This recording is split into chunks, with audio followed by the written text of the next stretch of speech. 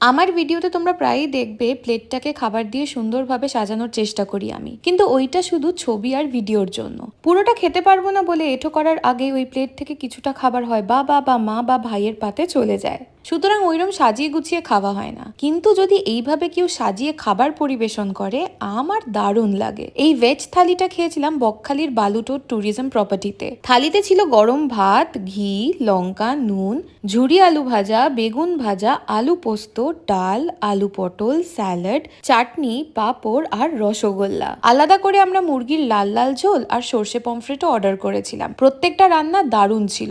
আলু পোস্ত আর পটল দুটোই ভীষণ সুন্দর রান্না হয়েছিল। চিকেনের ঝোলটাও খারাপ নয়। মন জিতেছে এই বিরাট সাইজের পমফ্রেটটা। যেমন টাটকা তেমন অসাধারণ রান্না। রসগোল্লাটা বাদে বাকি সব ভালো লেগেছে। আমার মতো যারা যারা এরম গুছিয়ে থালি খেতে পছন্দ করো, কমেন্ট সেকশনে একটা লাল হার্ট দিয়ে দিও তো।